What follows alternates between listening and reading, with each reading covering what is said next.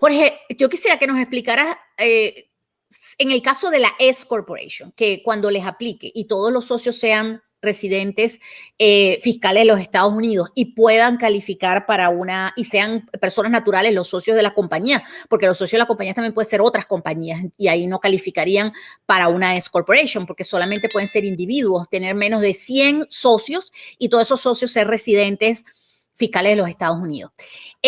Cuando hablamos de la S Corporation, comúnmente, ¿en qué tipo de casos es conveniente o hay un ahorro de impuesto?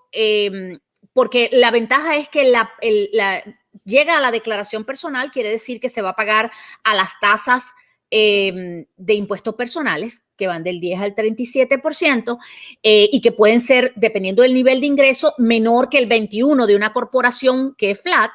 Entonces, eso es muy importante tomarlo en cuenta, pero además hay un ahorro o puede haber un ahorro en el self-employment tax, porque la ganancia de la S Corporation no paga ese impuesto al trabajo por cuenta propia o self-employment tax sobre la ganancia.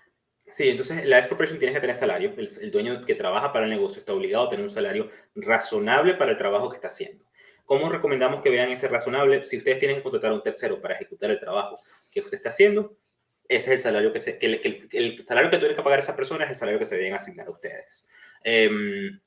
Entonces, con eso, uno se asigna un salario, pagas los impuestos de Seguro Social y Medicare, que son el equivalente al Self-Employment Tax, en el salario, y el resto de la utilidad que genera la S Corporation no paga ese Self-Employment Tax, solamente paga las tasas personales de los socios. Y entonces ahí es en donde entramos a esta pregunta que nos hace Cecilia, de la diferencia entre una S Corporation y una C Corporation. La S Corporation se convierte en una entidad que se llama pass-through, que pasa las ganancias a las declaraciones de los socios y se pagan los impuestos a la tasa correspondiente de los socios.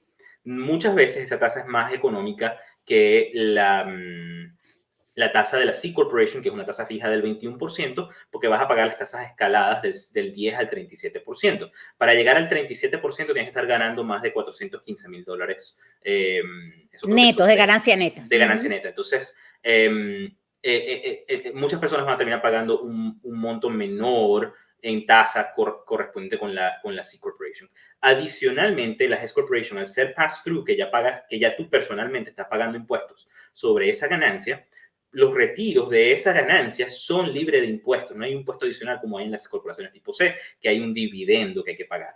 Y entonces ahí es cuando hay un ahorro, porque cuando combinan las tasas de la que paga la compañía y combinas la tasa del dividendo, eso es mayor al 37%. Entonces no hay en casi todos los casos una S Corporation es mejor que una C Corporation para efectos de cálculo de impuestos. Hay otras consideraciones a tomar en cuenta.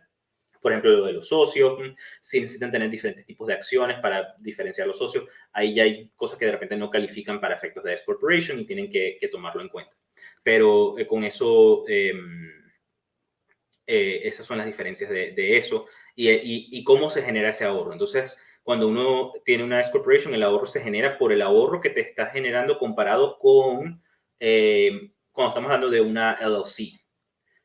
Cuando estamos hablando entre C Corporation y S Corporation, el ahorro es por la diferencia en tasas. En el caso, entonces ahí es en donde hay que revisar cuáles son las circunstancias particulares del socio, cuál es el tipo de entidad que le conviene más, y después, qué impuestos corresponden con esa entidad.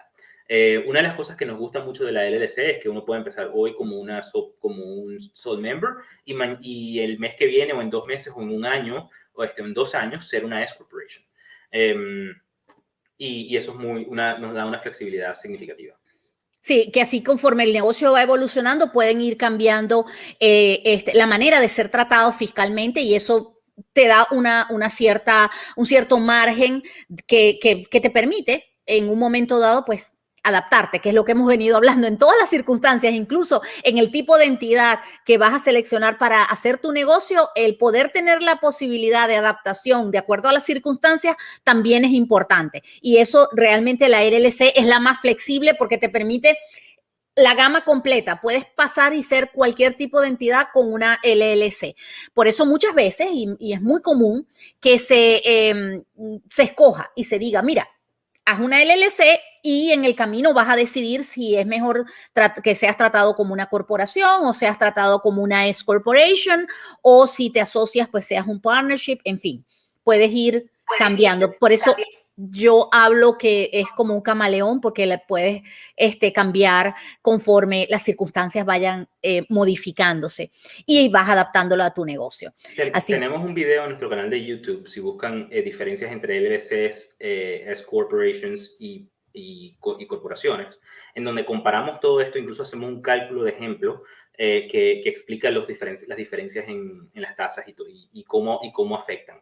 Ese video y todo lo que estamos conversando ahorita aplica solamente para residentes fiscales de los Estados Unidos. Si eres no residente fiscal de los Estados Unidos, significa que o no vives en los Estados Unidos o por alguna razón tienes un estatus de no residente, las circunstancias cambian en algunos aspectos y cómo aplican algunas de las situaciones de impuestos para cada una de estas entidades.